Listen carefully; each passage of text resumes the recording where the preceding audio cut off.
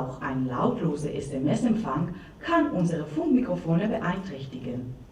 Schalten Sie jetzt ab. Mit solidarischen Grüßen, 150 Years After, wünscht Ihnen einen vergnüglichen Abend mit Mars.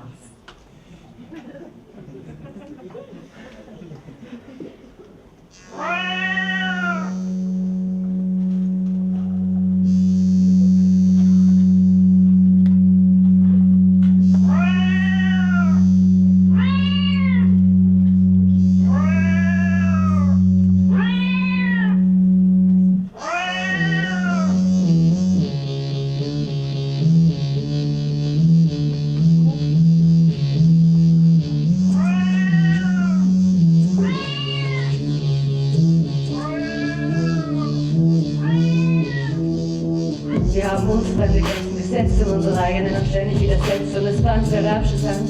Glauben wir das Steuer aus der Hand. Boah, weil so altes Biest hinterhältig gehört zu uns mit Moral, mit dem Leistungsideal, mit Satz zur Wirklichkeit. Und Ruhm und freier Wahl kreist deine dünnen Finger um die Brust und drohst uns mit Existenzverlust. Es ist nicht der Roboterarm, nicht die Cloud, nicht der digitale Schwarm, nicht der Arme, der halt jeden Euro umträgt. Warum sich's nicht mehr ausgeht?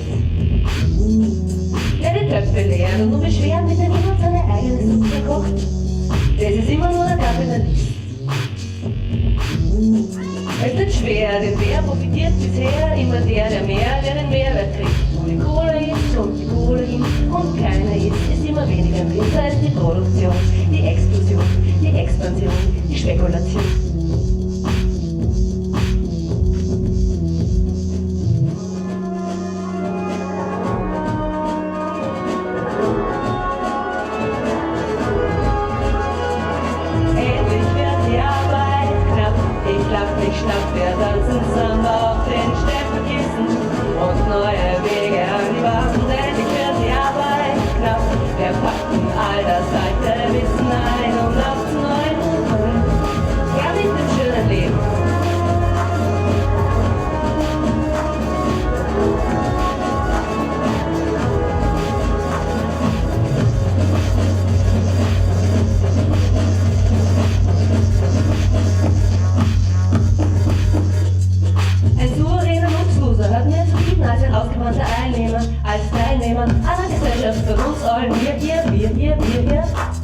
Braucht die Menschheit denn Beschäftigungstherapie?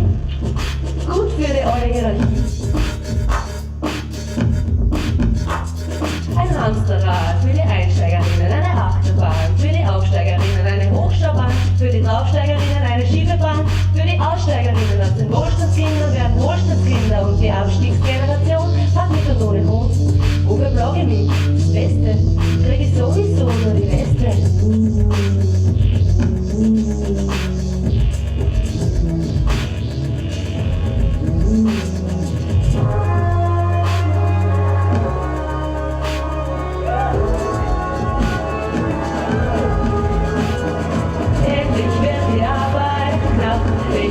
Schlapp, wir tanzen Samba auf den Steppekissen und neue Wege an die Wand. Endlich wird die Arbeit knapp, wir packen all das alte Wissen ein und auf zu neuen Ufern her mit den schönen Blicken. Endlich wird die Arbeit knapp, ich schlapp, wir tanzen Samba auf den Steppekissen und neue Wege an die Wand. Endlich wird die Arbeit knapp, wir packen all das alte Wissen ein und auf zu neuen Ufern. Ja, mit dem schönen Leben.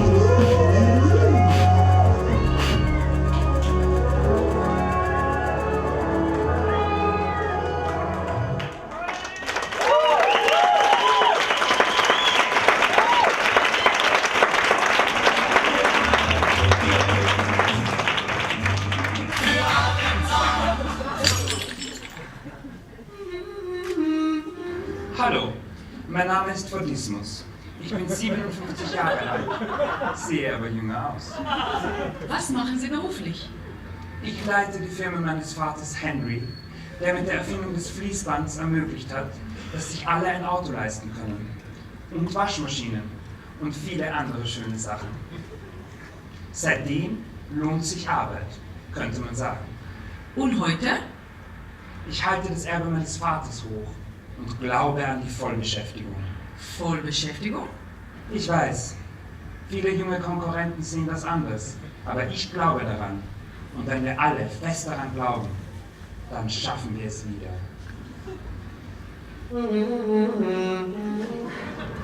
Also hallo, ich bin die Freiheit für alle.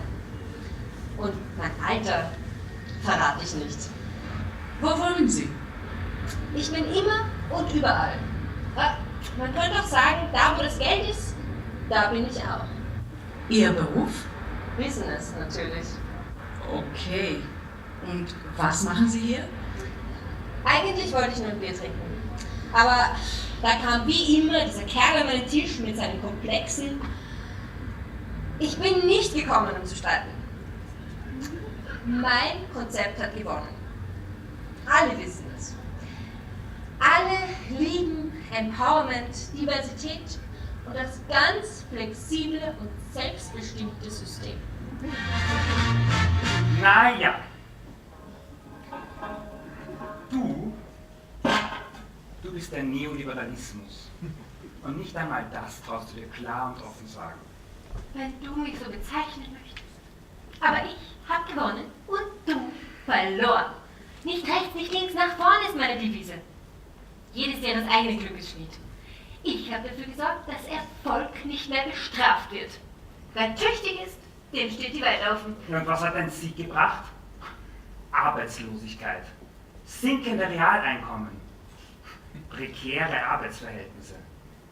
Wir müssen wieder Vollbeschäftigung. Wie in den 70ern, ha? Und wieder nur für Männer? Wieder Vollbeschäftigung schaffen. Wir benötigen Konjunkturprogramme und eine Arbeitszeitverkürzung.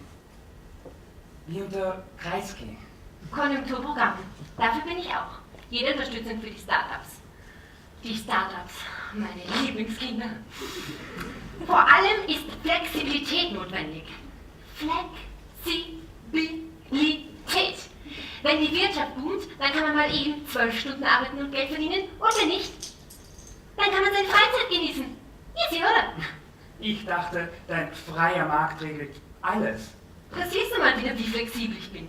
Der freie Markt erfordert eben auch Rahmenbedingungen. Als 2008 die Banken Probleme hatten, war ich zum Beispiel eine der ersten, die für staatliche Hilfszahlungen eintraten.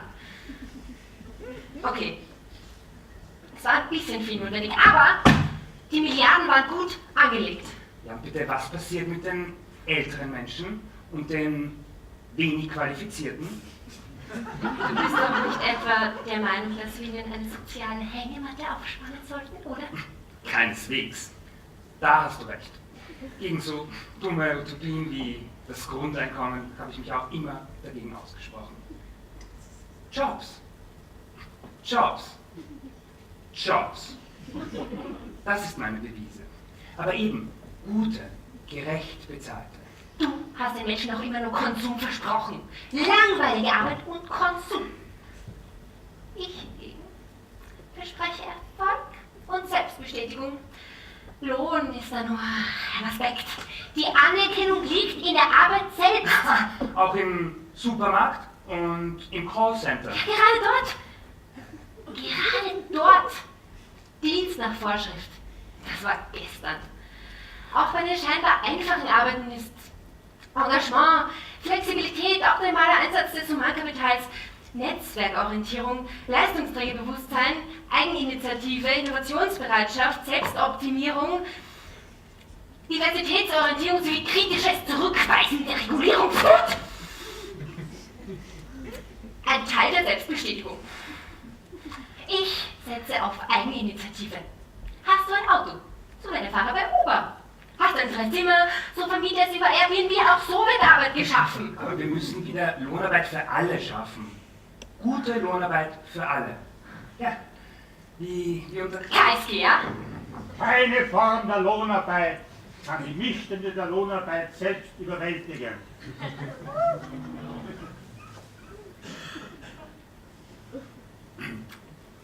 Gehört der zu dir? dieses. Deine sozialdemokratischen Freunde haben das schon viel früher kapiert als du. Wer Arbeitsplätze schaffen, nein, erhalten möchte, darf die Wirtschaft nicht strangulieren oder zu Tode regulieren. Und wenn? Ich sag nur China. Ach, es ist ein Jammer. Ich fürchte, jetzt geht uns noch die Arbeit aus. Wir können gemeinsam Anstrengungen unternehmen, um wenigstens die Arbeitsplätze an unserem eigenen Standort zu sichern. Du willst doch nicht ernsthaft das Rad der Zeit zurückdrehen, oder? Ich? Niemals. Nur was? Nur an deinen Neusprech werde ich mich so schnell nicht gewöhnen. Du weißt, was ich meine. Innovative Effizienz in der Optimierung von Humankapitalressourcen und solche Sachen. Nein. Arbeitsplätze durch Investitionen. Das gefällt mir schon besser. Also daran soll es nicht liegen. Wichtig ist ja, was man tut, nicht was man sagt. Arbeitsplätze erhalten. Arbeitsplätze schaffen.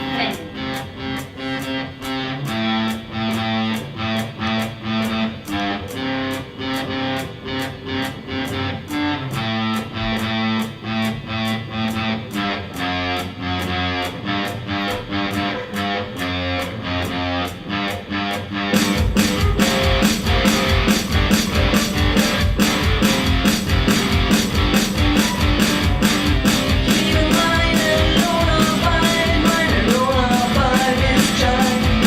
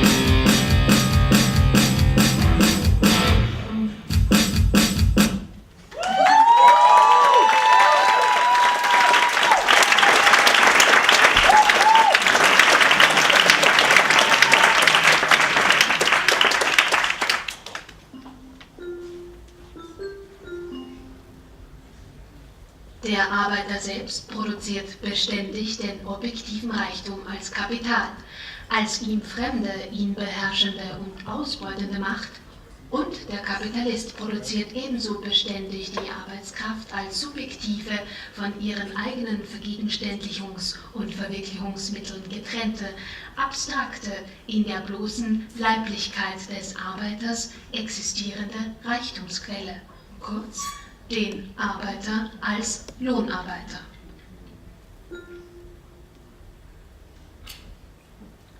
Zentrale Figur für die Analyse der Lohnarbeit im Kapitalismus ist bei Karl Marx der doppelt freie Lohnarbeiter oder auch die doppelt freie Lohnarbeiterin.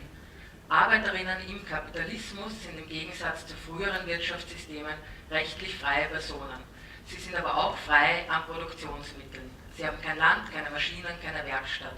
Das heißt, ihnen bleibt in Ermangelung eigener Produktionsmittel nur der Verkauf der eigenen Arbeitskraft, um zu Geld zu kommen.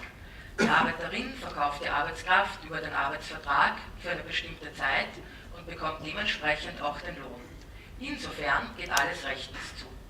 Aber angenommen, ein Arbeitstag dauert 12 Stunden. Der Wert der Waren, die für die Reproduktion notwendig sind, entspricht aber nur dem Wert von 6 Stunden. Insofern arbeitet die Arbeiterin den halben Tag 6 Stunden für sich selbst und den anderen halben Tag 6 Stunden unbezahlterweise für den Kapitalisten. Es wurden also 6 Stunden Mehrarbeit geleistet und dementsprechend 6 Stunden Mehrwert geschaffen.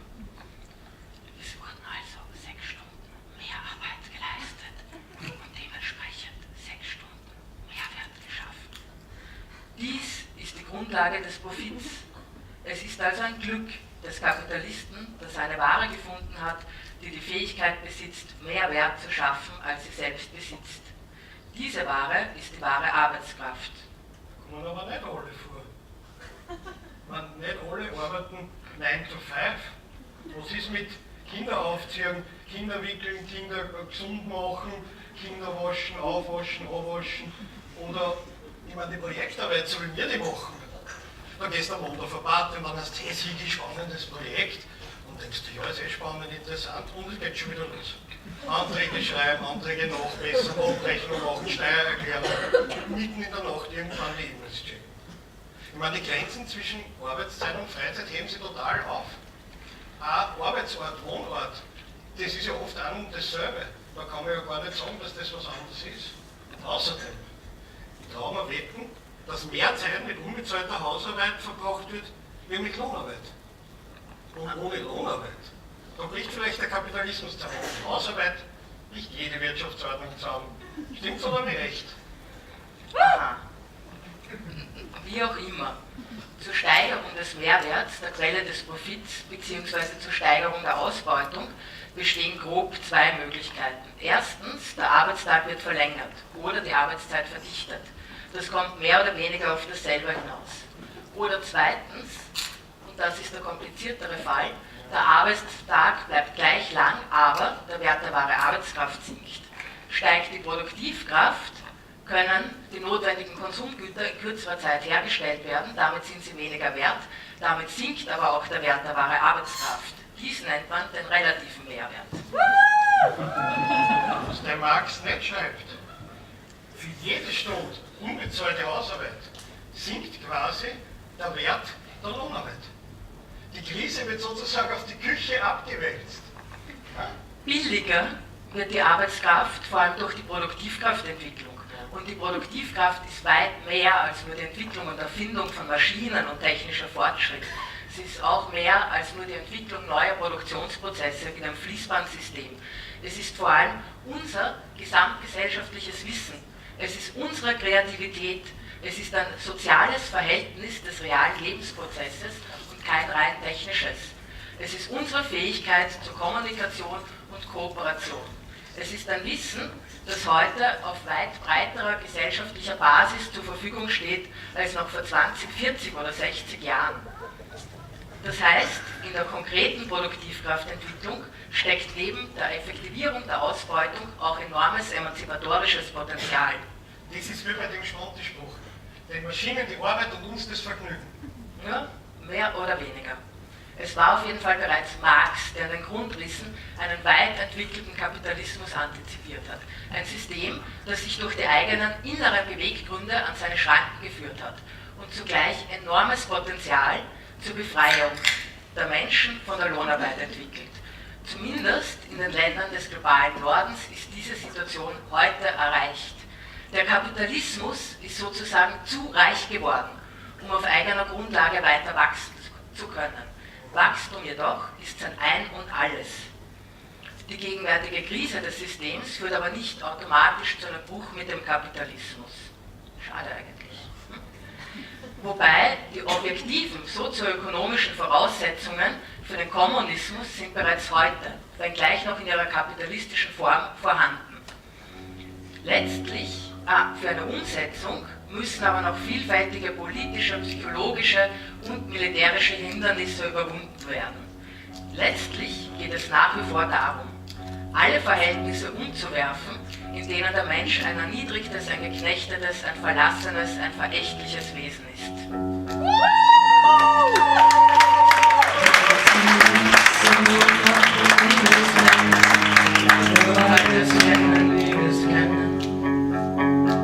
Wir müssen nicht so machen, wie wir es kennen, nur weil wir es kennen, wie wir es kennen. Wir müssen nicht so machen, wie wir es kennen, nur weil wir es kennen, wie wir es kennen.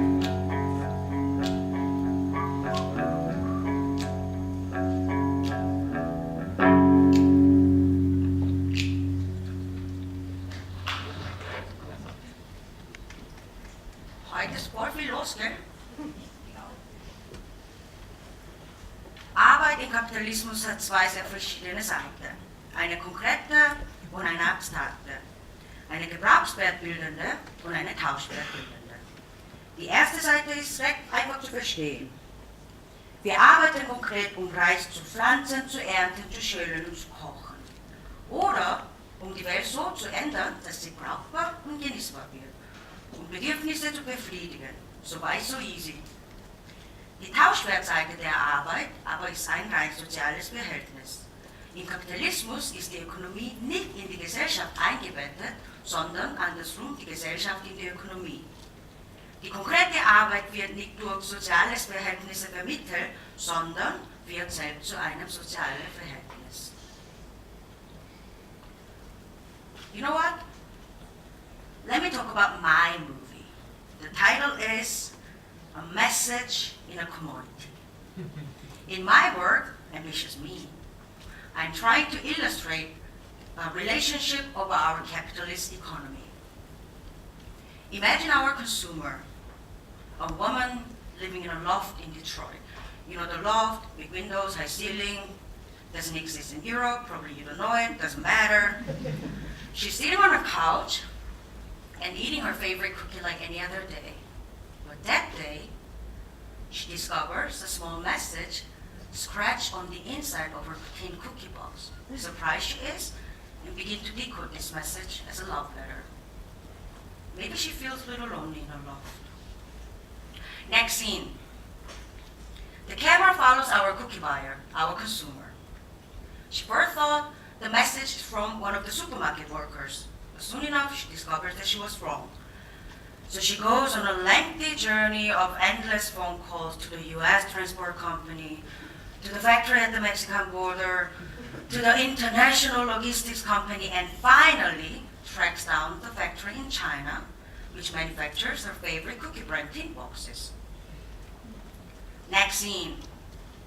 There in China, our consumer, the cookie buyer, she finally finds the Chinese worker who scratched the messages on her tin cookie box. It's a Chinese woman, and so much just like her, she thought. She's working late, exhausted from her mundane labor. But the question is, to whom she wrote this message, though? Next scene. We are going back now. Initially, an unknown worker from a steel mill factory in Sweden scratched a few words on one of the tin plates. And this one tin plate, along with many other tin plates, traveled to the factory in China. And as you can imagine, our Chinese worker discovered this message and thought, why not add a little message of myself as well?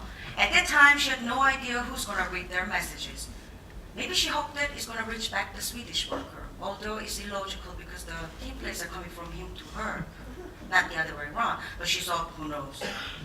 But as we all know, the message ended up reaching our cookie buyer, our consumer. So the question is now, can this trio be a complete love triangle? But don't worry, it's going to have a happy ending. Next scene, our consumer, cookie buyer again. She's working, but the scenery is not quite like the factory in China and Sweden. It's an office, shiny, spacious, and very clean. Her company produces sports shoes.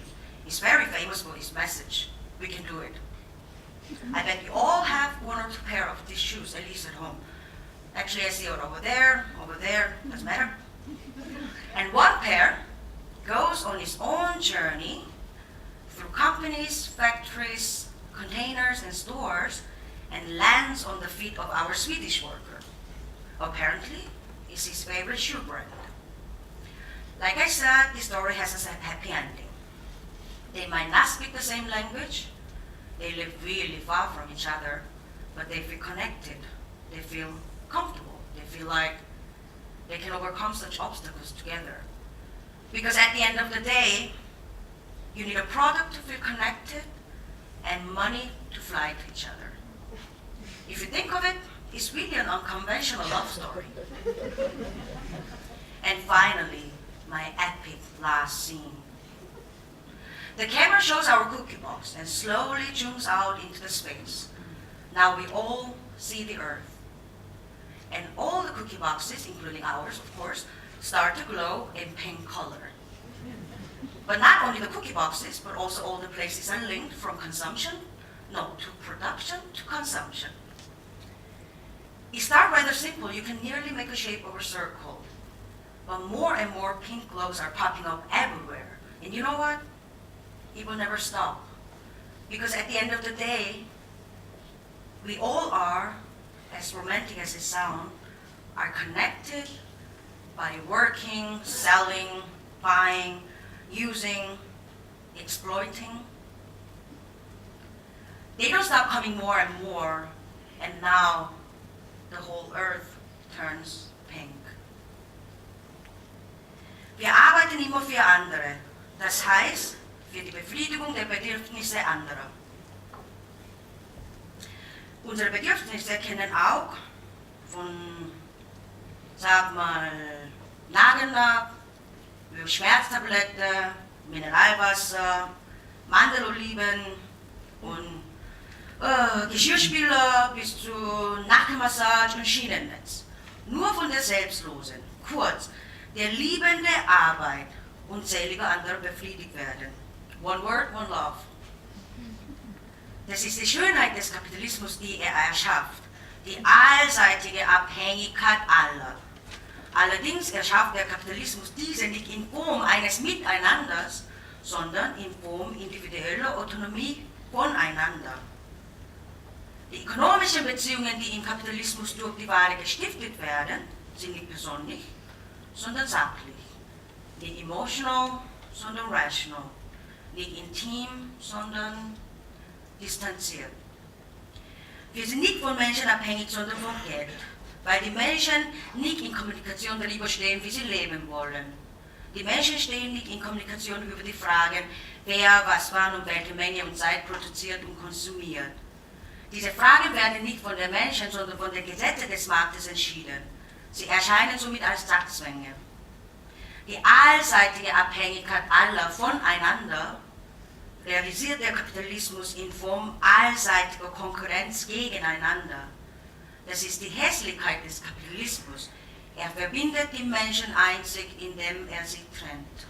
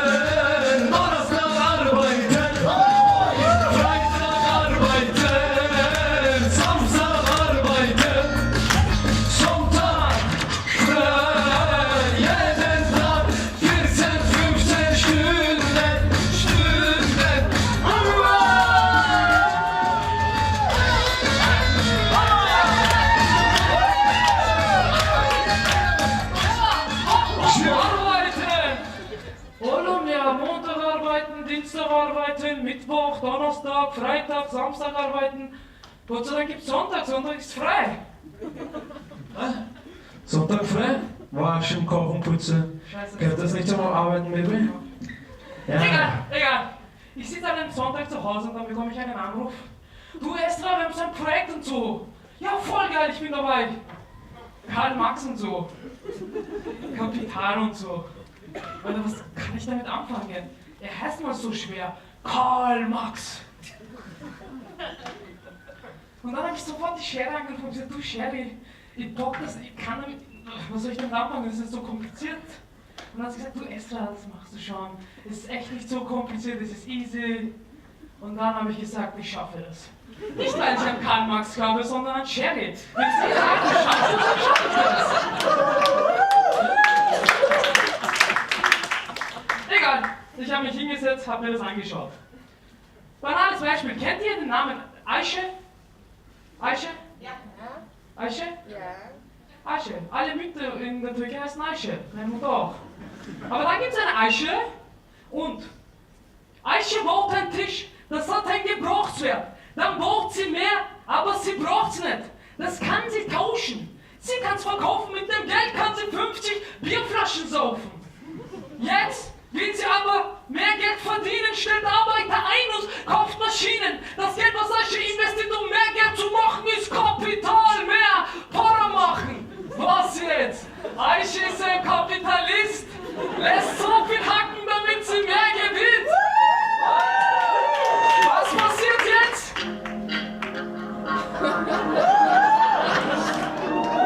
Was passiert jetzt, Ayşe?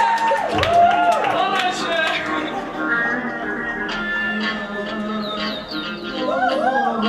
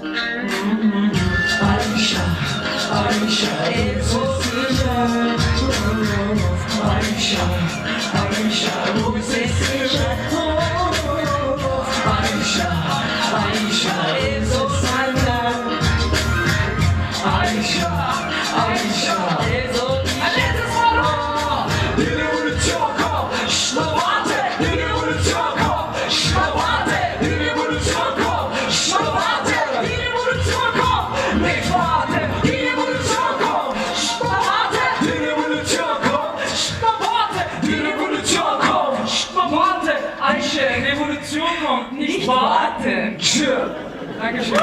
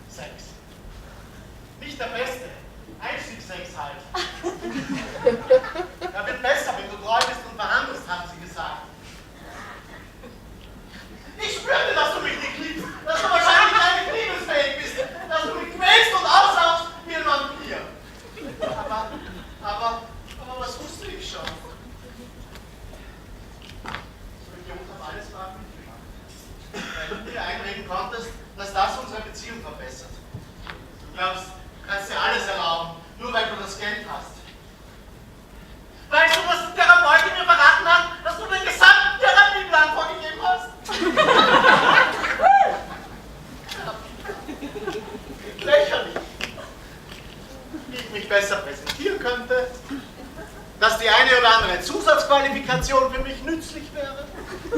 Tja! Und dass ich lernen müsste, eine Spur defensiver aufzutreten. Defensiver? Kein Problem. Ganz so blöd war ich auch damals nicht. Ich war auf der Hut, auch wenn ich mich dir unterworfen hatte.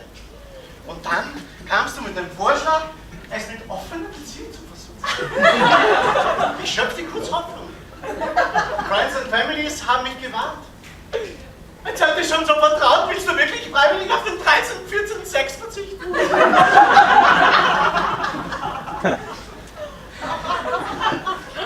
Ganz ehrlich, wenn die Art der Unterwerfung der Preis dafür ist, dann will ich keine 13., 14., dann will ich gar keine 6 mehr mit dir haben.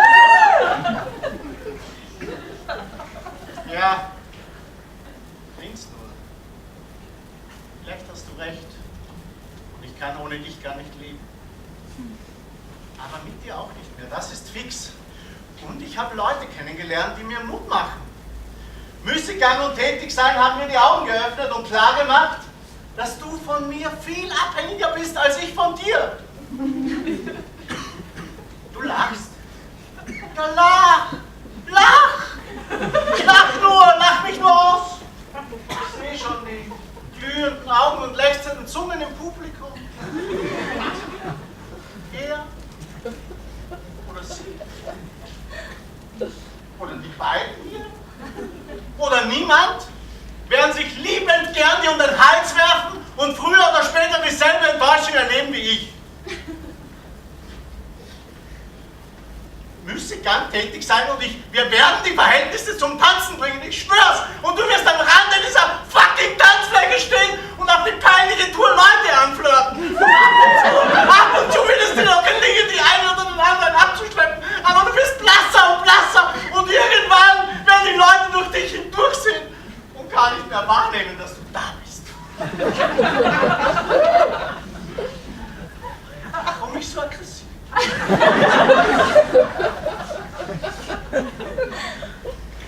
bin ich doch gar nicht. Ich bin defensiv. Aber eines wollte ich dir immer schon mal sagen. Ich hasse nicht Montage, ich hasse dich, Arbeit, du altes Stück Scheiße!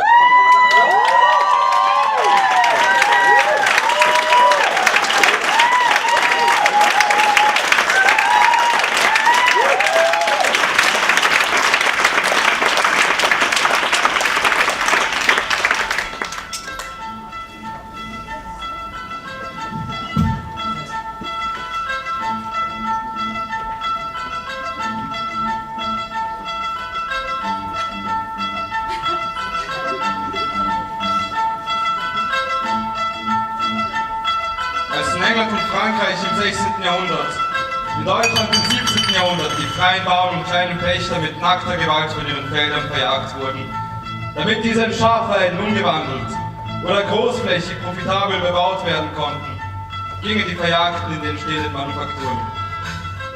Sie verkauften ihre Arbeitskraft, über die sie nur noch deswegen verfügten, weil sie alles andere, Acker und Werkzeug, nicht mehr hatten. Doch so rasch waren die Manufakturen nicht gebaut. So rasch haben sich die Verjagten nicht an die Arbeitskraft in ihren Körpern gewöhnt. So rasch haben sie sich nicht mit der Trennung von dem, was einst ihres war, abgefunden. In der Regierungszeit Heinrich VIII. Wurden alleine 72.000 große und kleine Diebe hingerichtet, die oft nicht mehr als einen Laib Brot oder ein Taschentuch genommen hatten. Die Straßen Londons waren gesäumt von Galgen, an denen die armen Teufel verfaulten. Und so lernte die Menschheit den Unterschied zwischen mein und dein kennen und damit für Lohn zu arbeiten.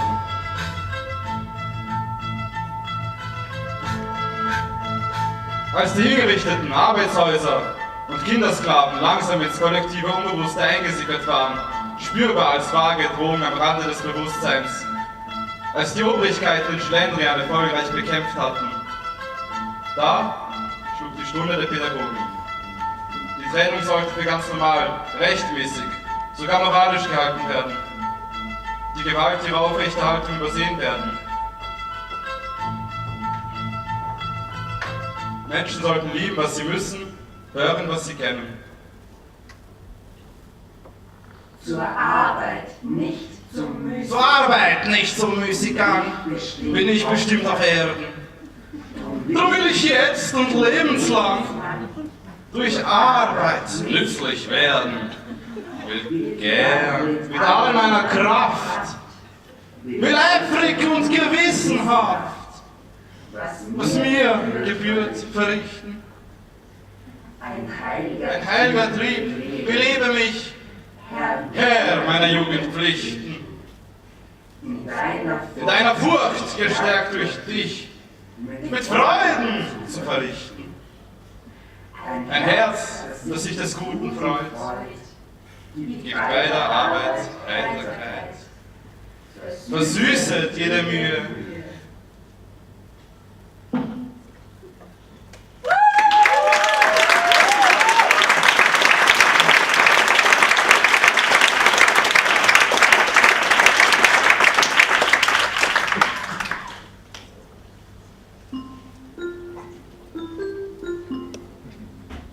Der Arbeiter fühlt sich erst außer der Arbeit bei sich und in der Arbeit außer sich. Zu Hause ist er, wenn er nicht arbeitet, und wenn er arbeitet, ist er nicht zu Hause. Seine Arbeit ist daher nicht freiwillig, sondern gezwungen, Zwangsarbeit. Sie ist daher nicht die Befriedigung eines Bedürfnisses, sondern ist nur ein Mittel, um Bedürfnisse außer ihr zu befriedigen. Da fragen wir uns also, warum will die Arbeiterin nicht lieber zu Hause sein, als in der schönen Fabriketage für den Erfolg des Unternehmens zu schuften? Die ganze Woche über sitzt sie dort, dankbar und sogar rundum versorgt mit biologischem Mittagessen und Joints im Kühlschrank.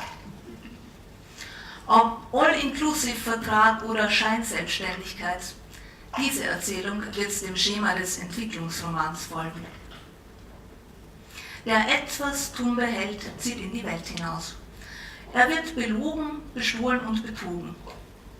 Aber er wird dabei auch klüger und erkennt, dass er mitnichten in der besten aller möglichen Welten zu Hause ist. Was das süße Leben so zu bieten hat, das wollen wir nicht nur eurer Fantasie überlassen. Wie heißt es so schön in der Proletenpassion? Wer möglichst viele Möglichkeiten hat, dessen Freiheit ist es. Hat der Arbeiter möglichst viele Möglichkeiten, ist es die Freiheit des Arbeiters. Hat das Kapital möglichst viele Möglichkeiten, ist es die Freiheit des Kapitalisten. Schau um dich, wer möglichst viele Möglichkeiten hat, und du weißt, wessen Freiheit das ist. Also, inwiefern ist unsere Heldin entfremdet und wovon? Unsere Heldin ist von den Möglichkeiten für ein gutes Leben für alle entfremdet. Selbst ihr Vorstellungsvermögen ist beschränkt. Sie hat den Zwang, die Konkurrenz, die identitären Spaltungen und die vermeintlich natürliche Ungleichheit längst verinnerlicht. Und manchmal auch so richtig Spaß daran. Dass ihre Arbeit anerkannt und selbst im Vergleich mit den Freundinnen hoch bewertet wird und andere sehen müssen, wo sie bleiben, ist wohl Teil des Spiels. In diesem Spiel bewegt sie sich ganz gut. Unsere Heldin folgt der postmodernen Erzählung gehobener Langeweile. Und auch der Matthäus-Effekt ist mit im Spiel. Wer hat, dem wird gegeben. Die Tagesstruktur bewahrt weitgehend vor pathologischem Wahnsinn. Das richtige Maß an Selbstverantwortung mit Yoga, Retreat, Kinesiologie und diversen Therapieangeboten trägt zur gewöhnlichen Reproduktion der wahren Arbeitskraft bei. Entfremdet ist unsere Heldin aber erstens vom Produkt ihrer Arbeit, zweitens von ihrer Tätigkeit, drittens von sich selbst und viertens von allen anderen Heldinnen der Arbeit. Denn die Kapitalistin, also das Unternehmen, verfügt über alle Arbeitsmittel, darunter auch die Arbeitskraft unserer Heldin. Und das Produkt ihrer Arbeit gehört dem Unternehmen dann eben auch. Weitere Arbeitsmittel, bevorzugt hübsche Produkte mit Apfel drauf, besitzen viele Arbeiterinnen auch selbst und bringen diese, wie selbstverständlich, in ihre Lohnarbeit ein. Allein der selbst zu erwerbende Foodora-Rucksack als Einstieg in die Corporate Identity schlägt mit 120 € zu Buche. Die Summe wird fahrerinnenfreundlich in 6x20 € Raten kassiert. Da wirkt wohl weniger der General Intellect von Marx als vielmehr eine Übertreibung kapitalistischer Gier.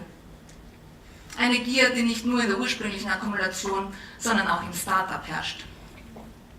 Die Entfremdung kommt also daher, dass sich jene, die sich wiederholt die Produkte der Arbeit von Heldinnen wie der unseren angeeignet haben und daher Kapital besitzen, immer wieder aufs Neue die Produkte der Arbeit anderer aneignen und damit immer reicher werden. Auch für unsere Heldin liegen ein paar Ausweichbewegungen nahe. Kleine Ausflüge in die Sphäre des Konsums etwa. Dabei gewinnen wir zunehmend den Eindruck, dass das Versprechen des Konsums nicht mehr so gut wirkt. Und auch eine Erhöhung der Dosis ist nur der halbe Spaß.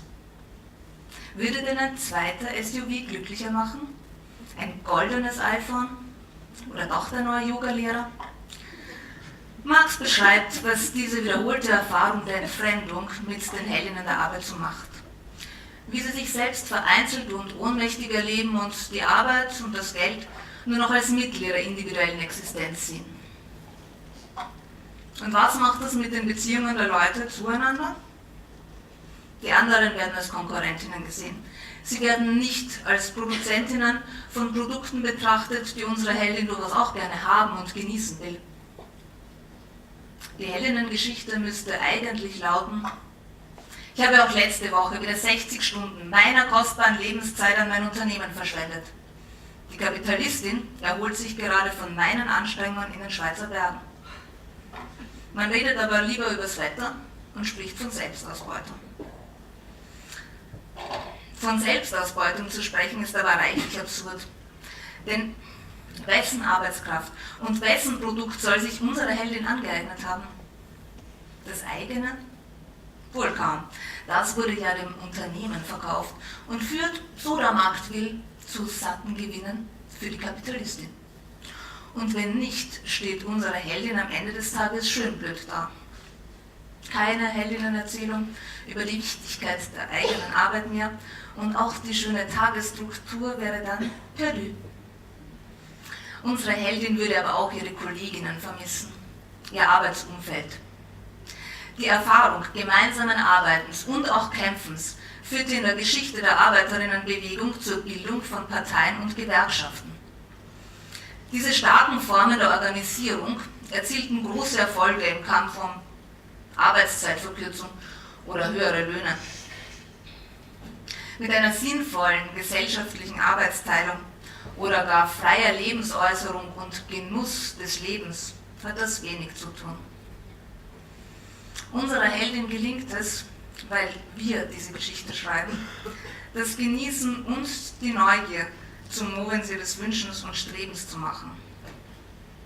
Damit das selbstbestimmt Tätigsein und das deutsche Verniente für alle Platz greifen kann, braucht es einen radikalen Anfang.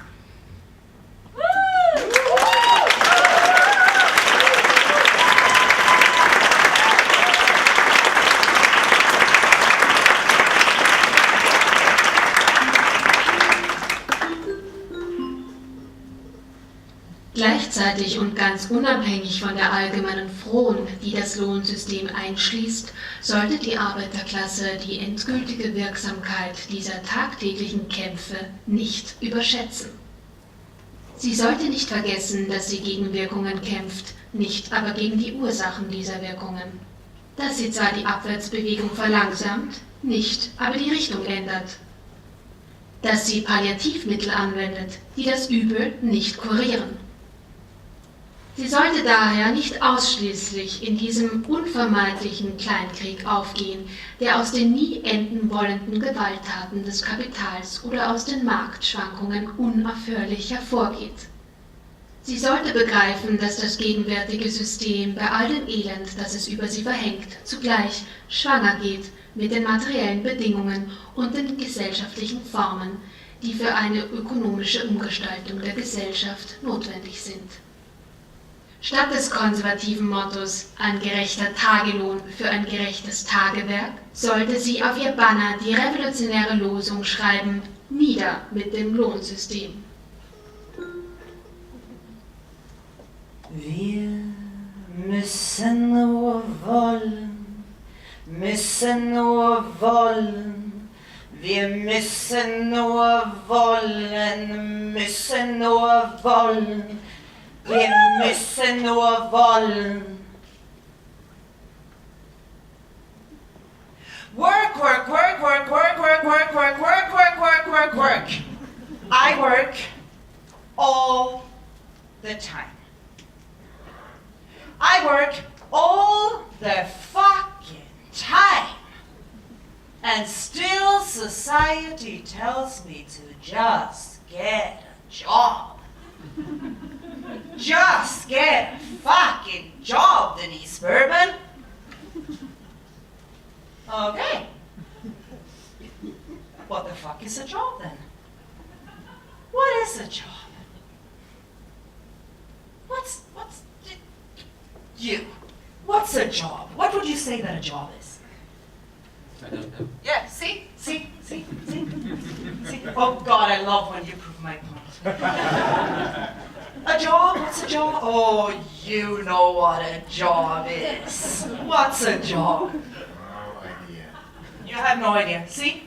We cannot work like this. See how I did that? Work like this.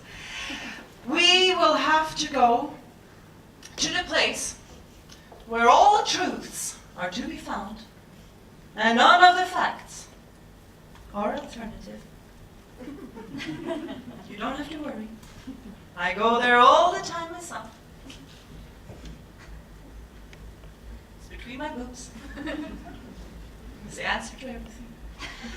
Dear Wikipedia. Yeah, you're laughing, but this is very helpful to people like me. So dear Wikipedia, what's a job? Okay, a job is a person's role in society. More specifically, a job is an activity, often regular and performed in exchange of money for payment. Oh, for a living? They do this, I didn't do that. For a living. Many people have multiple jobs, like parent, homemaker, employee. That's very progressive of Wikipedia, I have to say. Parent and a homemaker. Well, darlings, who usually does the job as a parent and a homemaker? Who usually does the unpaid job of a parent and a homemaker? Who usually does the unpaid job of a parent and a homemaker and are being told that they actually don't have a job, so they're not gonna get fucking paid, so they can't make a living? Do you know who doesn't do it? Little Sebastian. Little Sebastian does not do this. What the fuck is his job really? Like, really? Manual work seems to shorten one's lifespan. High rank, a higher position at the pecking order has a positive effect. Ooh, so if you're a well-paid boss, you're happy. Shocker. Professions that cause anxiety have a direct negative impact on health and lifespan. Okay, so if you are afraid in your job, if you're afraid of your job, and or afraid of losing that job, you get sick. No. Really? The more positive characteristics one's job is, the more likely he or she will have a longer lifespan. Gender, country, and actual danger are also notable parameters. Okay, wait. So, if you live in a nice place, and you're of the right gender, and your job is relatively safe mentally and physically, you're going to live longer? Yeah. That explains why people in the 19th district here in Vienna live on an average of 8 years longer than the people in the 20th district. I'm not making this shit up. Do you know what's between the 19th and the 20th district? Yeah. 100,000 euros a year, baby. And a canal that is about as wide as my ass crack. And I have a ridiculously tiny ass for my size.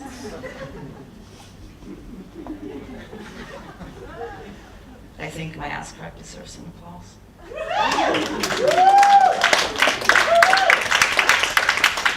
I do have a job. I work for you. This is what I do. And it's relatively safe, I think, so far. I was not always this lucky. And this is why I'm going to sing a song about my old jobs today. And I'm going to be Denice Bourbon doing Liza Minnelli, doing Sally Bowles.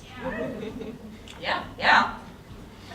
Sally Bowles is this, not balls, but bowls, is this fantastic character, and she works all the time, and she just wants to have some fun. It's very fitting. She was in a book that then turned into a musical, that then turned into a musical movie, Cabaret. And when Cabaret came out in 1972, everybody went crazy, and they were like, oh my God, Sally Bowles, I want to be you, I want to be with you, I want to be your friend, I want to do everything, and then went crazy. It was really cool. And then they found out that she was actually based on a real person. The author of the book lived with this woman when he lived in Berlin and wrote the book. So her name was Jean Ross. So then everybody went crazy, and they went, oh, Jean Ross, oh, we want to be our icon, Jean Ross. And they looked for her everywhere, and then they finally found her in London, and she was like, oh, piss off, I don't want to be your icon, I'm busy working for the Communist Party. Yeah, true story, kid you not. How about that, my friends?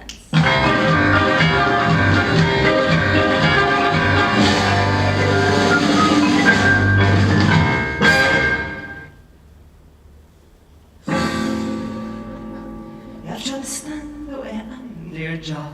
A tiger is a tiger, not a lamb, dear job. Never turn the vinegar to jam, dear job. So I do what I do. When I'm through, then I'm through. And I'm through. Toodaloo. Bye, my stinky job. Farewell, oppressive job. It was a robbery, but now it's over. I thought I cared. He stole all my air.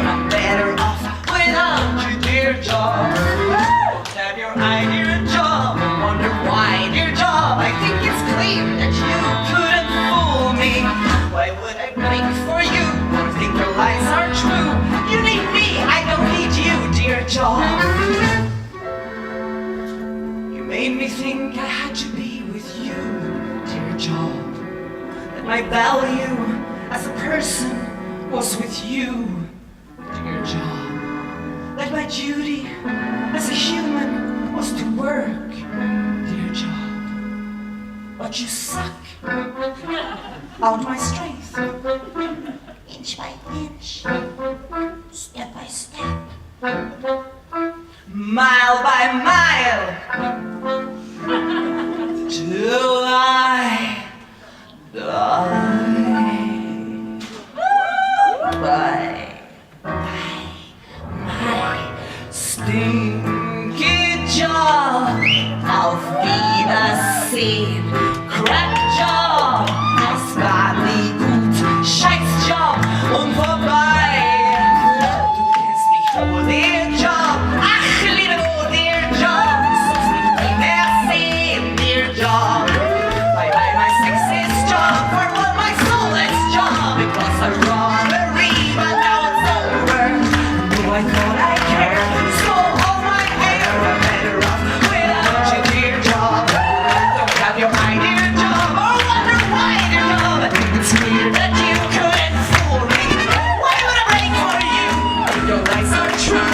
You need me, I don't need you, dear job. 'Cause I'm a sucky job. Oh no, my soulless job. Ah! Bye bye, bye bye my sucky job. My worthless job. It was a robbery and now it's over.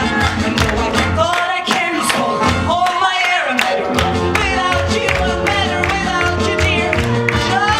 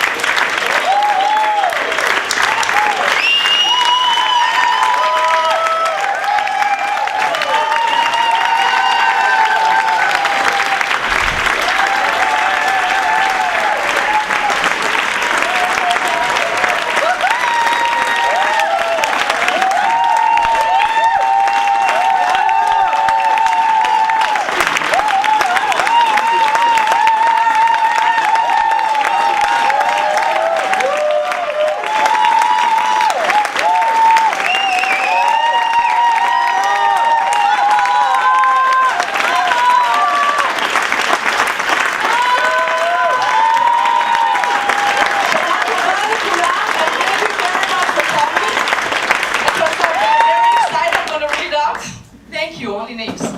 No, here. First of all, I want to introduce our team, and we start maybe with Sonia because she's sitting here. Birgit!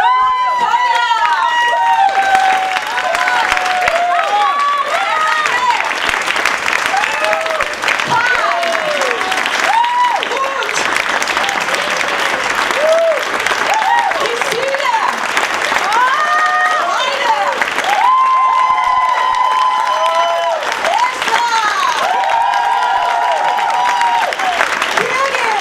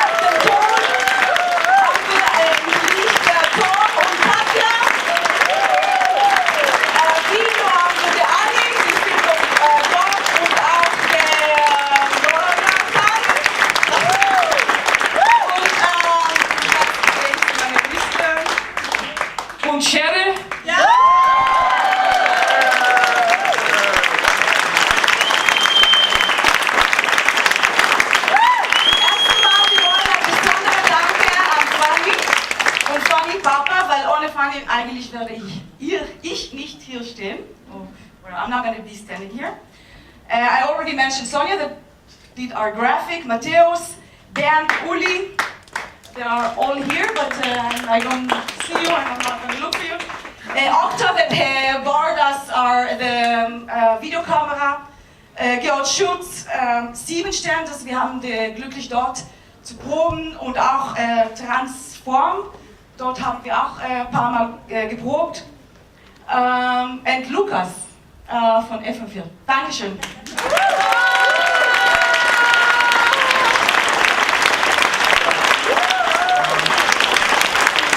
Auch ein Danke an Manfred von der ÖGB-Buchhandlung. Wir haben diese wunderbaren Taschen gedruckt für uns. Und wirklich danke an Sheri. Du hast Großartiges mit uns gearbeitet. Wir haben ein kleines Geschenk für dich. Magst du mich? Und drinnen, sorry for that, Kapitalband 1.